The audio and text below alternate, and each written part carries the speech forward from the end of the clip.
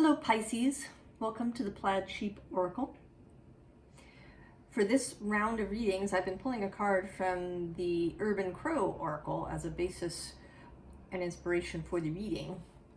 And you get a card today that I feel like you want to turn your nose up at it, Pisces. Preparation. It's not theoretically not a very Piscean idea, right? It's the idea of your partner on your axis across the way, Virgo. Right? Virgo is the sign we associate with the word preparation. But I think there's this idea that preparation is dull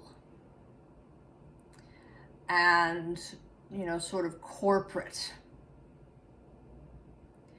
And I've worked in a number of holistic spaces, yoga studios, holistic learning centers. And there was often a lot of chaos in the background that was more or less visible to the public at different times. And often, the wheel got reinvented over and over again. And I think there's this idea, right, that any kind of efficiency or plan or, kind of organization, standardization is dull and corporate and the sign of the man.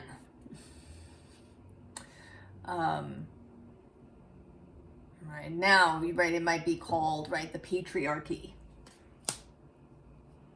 the corporate order. And yes, right, if something is very rigid, then that's true. Right? If you create a system and then you're unwilling to ever deviate regardless, then that's a problem. But some organization makes sense, right? So that you don't have to reinvent the wheel every time you do something, right? It's like your body having muscle memory so that you don't have to relearn how to tie your shoes every morning. And actually in this card, so this is a scene from the Seattle area and where ferries, right, travel to the islands there, back to Seattle. And the crows have learned the schedule and the fact that cars come off the ferries. And so what they do is they line up clamshells and the cars run over them and break them open. So, right, the crows are, getting all their clams lined up in a row. It works, right? They have mastered this.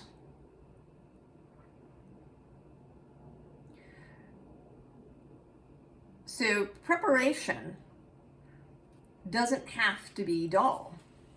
If you are an artist, say, or a craftsperson, right, it can be really useful to have all of your tools and materials organized so that you can, when inspiration is flowing, that you're not searching the room for the right paintbrush or the right color or the right chisel.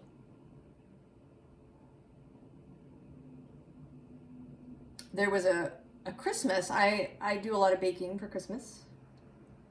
And there was one Christmas where I didn't really kind of plan ahead or set anything up for myself. I just kind of went, very Aries-like. And it was terrible, right? I kind of made things in the wrong order and just things failed one after the other. And it was very frustrating. So having things prepared allows for inspiration to happen. So here, right, we're coming out of the gate with a very sort of Pisces card, right? The Ten of Cups is associated with Pisces.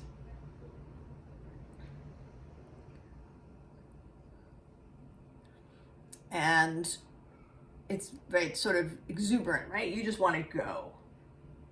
You want to go when you're inspired.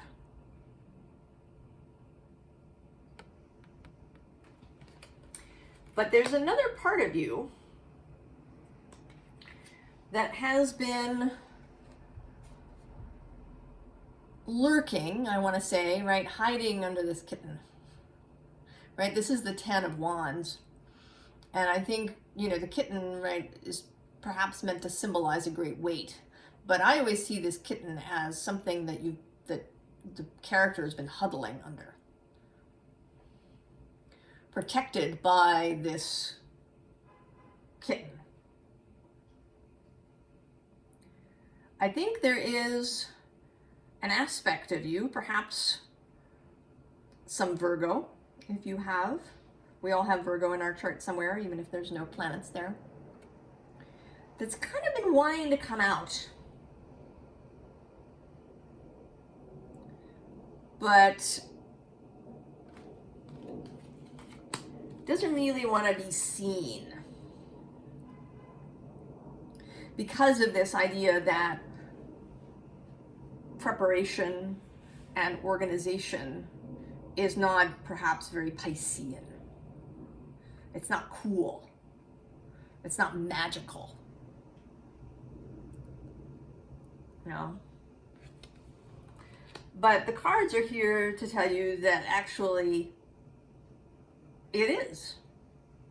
Right? The earth herself prepares. She doesn't reinvent the wheel all the time. And even in this Three of Cups, right, with this, you know, woman riding a goat, right? The goat and the rabbit are both very earthy animals. And water and earth work very well together. Right? And the next card is this Empress. And she is all the queens together. But earth is her, sort of her primary element. But she uses all of them in order to create. And she does, right, structure is necessary. Even if, you know, even if your method of creation, right, is very mental, perhaps, in the spiritual sphere, right, you do, you know, a kind of, right, maybe you have a magical practice that's very, you know, in the ethers, in the everywhen. But eventually, right, it comes into form.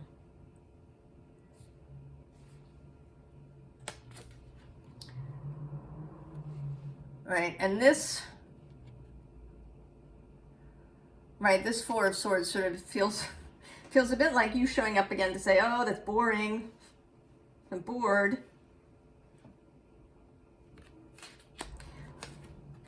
Right, Knight of Pentacles, slowest moving knight. Not really glamorous.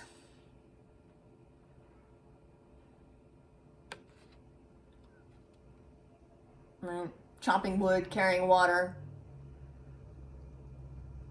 preparing things, doing mise en place, right? Preparing all your ingredients before you cook. Boring. Slow.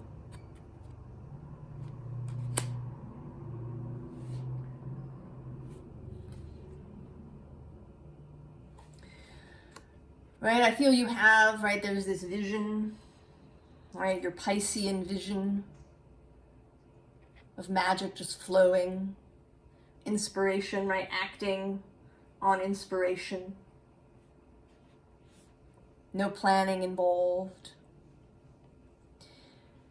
But again, even in this beautiful card, right, that says surrender to the sweetness, Venus energy, pleasure, joy, make love to life. The earthy element is present. It is what contains this lagoon. What enables all of that lushness to grow. Right? Cycles occur. Right? We get spring, summer, fall, winter. Even in equatorial spaces, there are differences, right? There's dry season and rainy season. And it's not haphazard, it doesn't just happen randomly.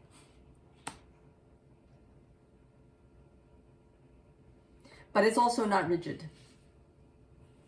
I think your other problem or annoyance with the idea of preparation is the need to wait. Oh. And I feel you there, Pisces. My Aries sun doesn't like to wait.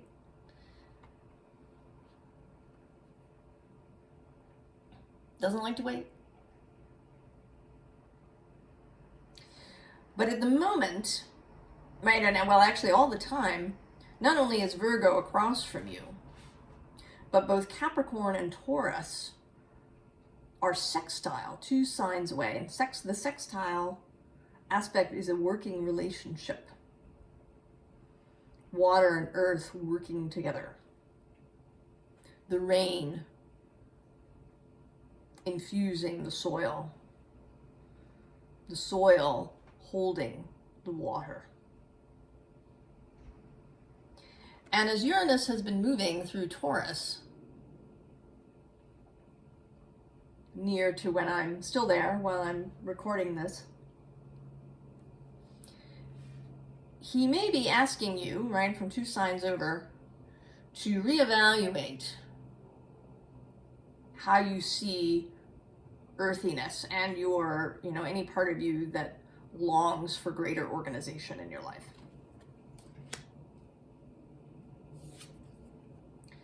Right, this card, all paths lead home,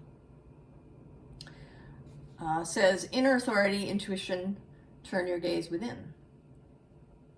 So absolutely, Pisces, using your intuition, using your feeling comes very naturally.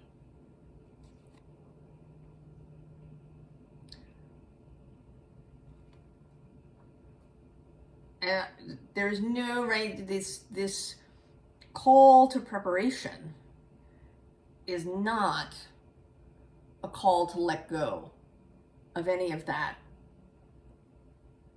aspect of yourself. This is in no way saying that you should abandon intuition and rely solely, on organization and lists and, trying to logically think something through. This Great Severing card says Mars energy, anger, conflict, softening to love.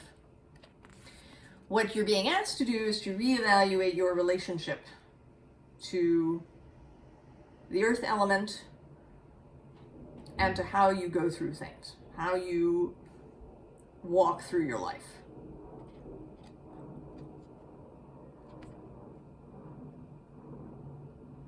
Right? Where are you resisting? And why are you doing it? Is it about your perception of yourself? That you're the intuitive one, the fluid one, the high priestess, the fun one, right? Were you the fun and interesting one in your family? The oddball? The fairy?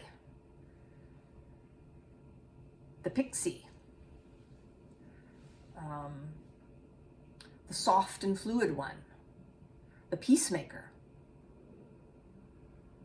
The magical one? Whatever that identity thing that you attached to yourself. You're being asked to reevaluate that. And whether what you're doing is really working. I'm going to go out on a limb and say that it's not working, because we're getting this message. That your unwillingness to attend to certain details, to prepare for things, to organize aspects of your life, is impeding your progress. Now, this next card is Water Your Garden. And it says nourishment, body care, tenderness, rest. And that's another aspect of Virgo. Virgo is concerned with the state of the body. Pisces, in a more shadowy aspect, can discount the body. Right? It's just the meat suit that the glorious soul is wearing.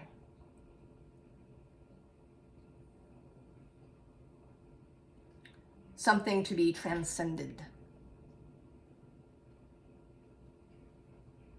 So that may be an aspect too. Certainly a lot of our spiritual teaching that has happened in the last couple of thousand years has been an attempt to divorce us, right? To split us up, right? To split the body from, the mind and the spirit, and then the mind got separated altogether. So we've been systematically breaking ourselves up and seeing all of these things as separate from each other.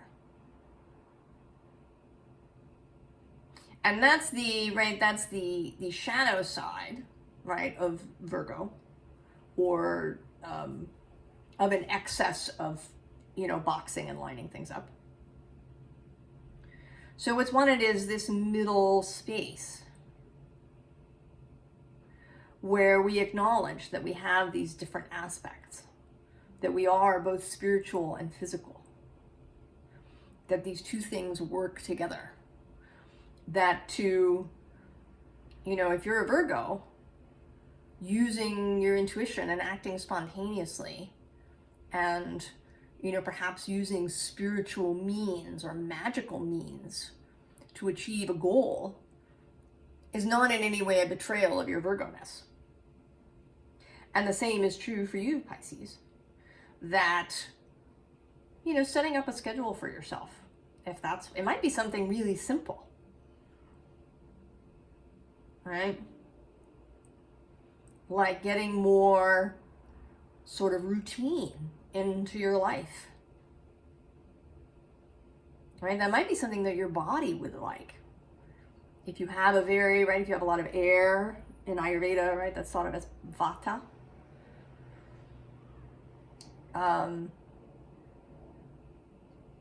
You can benefit from a more structured approach, right? Eating at similar times during the day, getting to sleep at around the same time.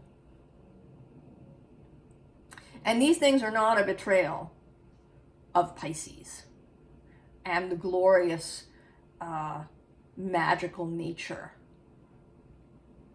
and fluidity of Pisces. When I was younger, I worked in theater. And of course, when you work in theater, you stay up late. It's just, a part of the job. And I liked to think of myself as a night person, a night owl. That was more glamorous. But in reality, I was actually a morning person. And it took me some time later, after I left working in theater, to actually accept that about myself.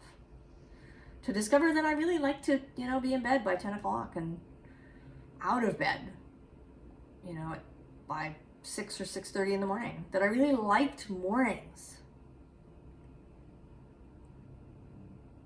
And you know, that's a whole, right, is being a night person more glamorous, right? That's just an idea. But by embracing this other way, I made my body feel better. And it was not, you know, it didn't suddenly turn me into, you know, an incredibly boring person. Because I prefer mornings. So, as I have noted in the other signs, and as other readers have been talking about, change is happening. You know, I don't think it's everybody, right? But a good chunk of the population is choosing to change with, you know, more or less pushing from the energy, right? Some people are just out of the gate. This change energy came in and they were gone into a new way. And then some of us, you know, have taken longer to do it, but it, you know, that sort of doesn't matter. There is movement, right? There's been a lot of planetary action, major outer planet conjunctions and squares happening. Neptune and Pluto have been sextile in that working relationship. Neptune moving through your sign and Pluto through Capricorn. And Capricorn isn't just, you know, the government or the institutional rules. It's kind of any rules. It's any strictures. And some of those can come, right, from theoretically, you know, alternative sources like the spiritual community. There's no group that is immune to the creation of boxes and rigidity. And the rigidity can be in never preparing, in never having a hierarchy, in never doing, you know, this thing because it's corporate or dull or restricting. And that's just as much of a restriction as the other way around. So it's been, right, it's been an interesting period. Lots of different things being pushed to change, right? To rethink the boxes. And there are more alignments coming, right? Saturn and Uranus playing with each other in the square. Saturn is going to meet Neptune in 2026. Before that, he's going to pass through Pisces, perhaps, right, adding his containment to things that have been, you know, flowing too much in a way that's counterproductive. There are, right, things are moving. New world. And this is happening whether you choose to participate or not. The Chariot is in motion. Right? Major Arcana energy. The Ten of Cups again. But this time, right, in a multiplicity.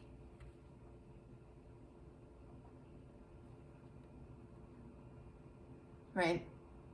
And, you know, this is, right, there's lots of things going on here, but they're also, right, in lines.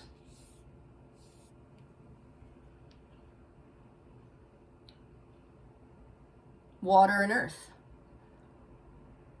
right? Water flowing through a channel.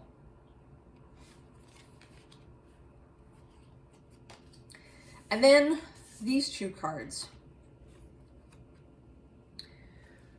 the Hierophant and the Fool. And today I see these as two aspects of the same being. There's the Hierophant, right? It's the Taurus energy,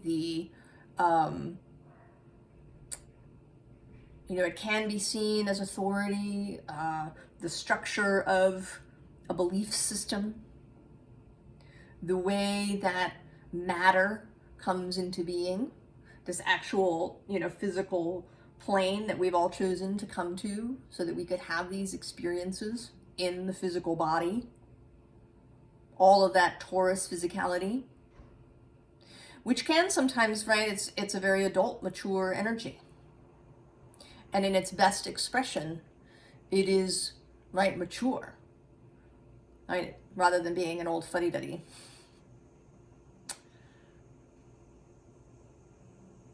Right? Rather than being rigid and unyielding and concerned more with the letter of things than the spirit. So that's its best expression, right? To be mature, to be reasoned, but not rigid. And then the other side is this Fool energy. Youthful, exuberant, ready to just try things. Unconcerned with the possibility of failure. Right? You fail, you just try again.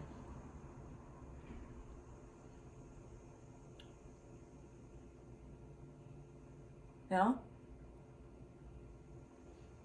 Success isn't final, and failure isn't fatal.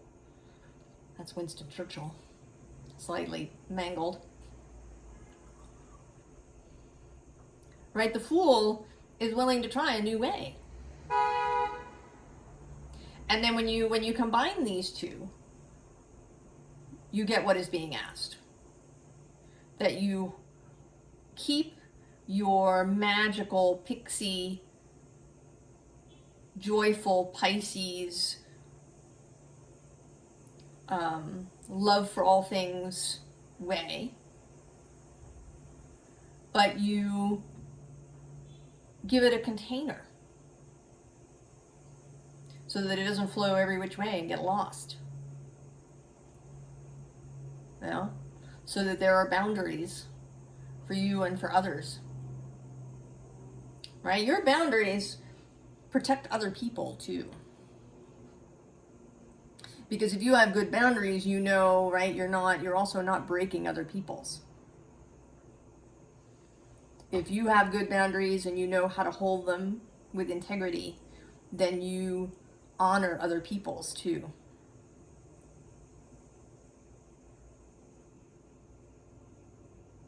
So the Fool and the Hierophant, the two, right, the mature bird and the chick,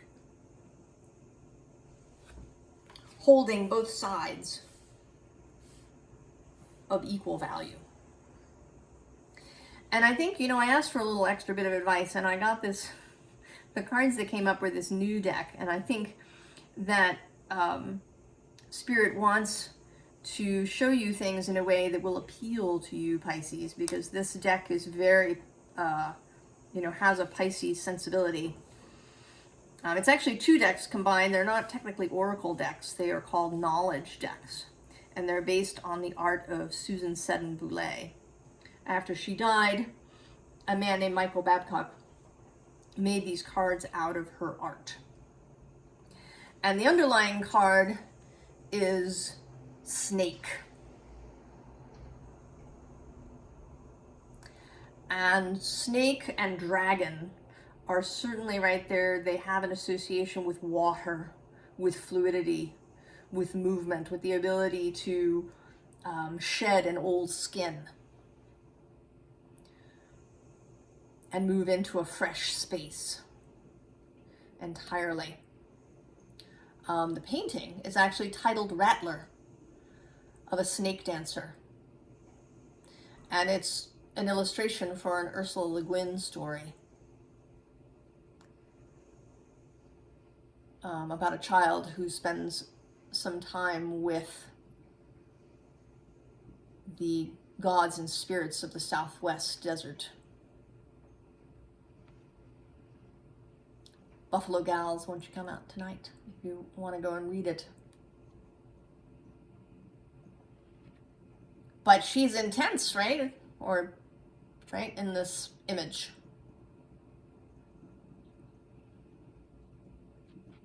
Mysterious, cool, but structured, right?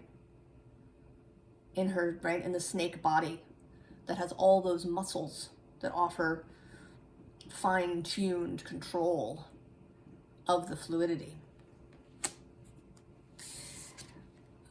And then we have a Toltec goddess, and I'm not going to attempt her name. I will mangle it, so I will bring it up here so you can see it.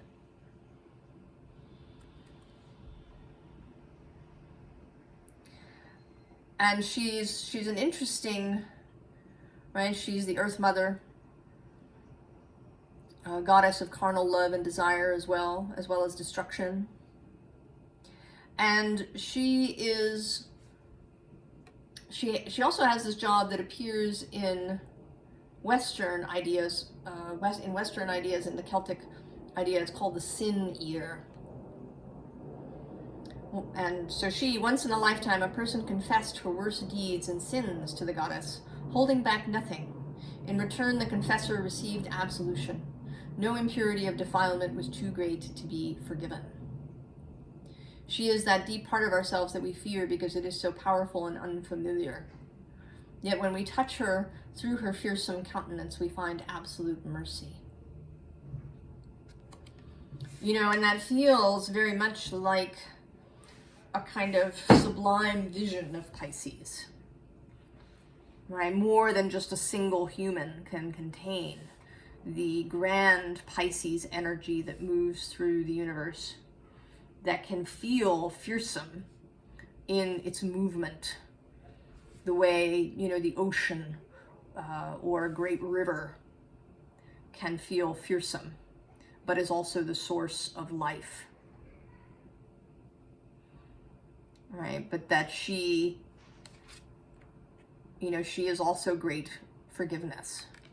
And so you may need to forgive yourself, Pisces, for ways that you've perhaps held yourself back, ways that maybe you've criticized yourself, mistakes you've made. That you can forgive yourself for those things and move forward. And this next card is Eagle Woman. Eagle Woman is a joyful affirmation of our ability to break out of millennia-old stereotypes and find a new definition that embraces the entire continuum of being alive.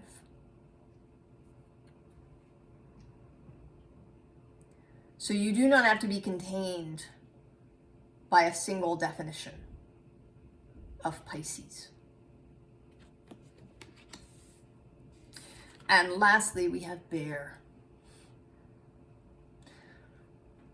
Right, the kind of ultimate earthy symbol. Bear medicine here in North America for the native populations here was often root medicine. Burdock root and dandelion root, starchy, sweet, nurturing herbs and foods that build and sustain the body. And the honoring of rhythms. That bears, right, they don't actually technically hibernate, right? They sleep, but they aren't, completely under. They can, wake as necessary. But that there is this down cycle that they go through. And before that, there's preparation, right? They eat a lot, right, in the late summer and fall so that they have the stores to sustain them through this down period. So preparation allows for magic. Structure and routine allow for spontaneity. Because if, most things, right, if stuff is prepared, then you have all that you need to express creatively, right? You have all the ingredients on hand. I actually remember a Thanksgiving many years ago that I made with some friends, and we didn't do a very good job of preparation. One of us was sent several times to the grocery store to get things that we had forgotten. So, and it isn't like they just went once and collected, the 3 or 4 things. They actually went, I think, 3 or 4 times to the grocery store because, oh yeah, this. And fortunately, right, there were several of us doing it, so this was possible. But it still made things more chaotic than necessary. There was a little more anxiety infused into the whole process than was necessary. Allow this part of you that perhaps has been longing to have a bit of routine, to, prepare for things, to have a schedule. Allow that part of you to express itself. Because together, you can really make wonderful, magical things.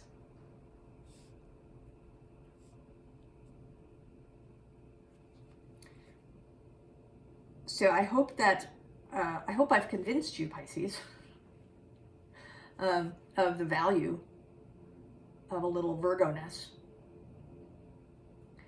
a little Taurus, a little Capricorn, a little earthy energy. I wish you all the very best, and that you find that your magic is flowing even better than ever before. I will see you next time. So long, Pisces.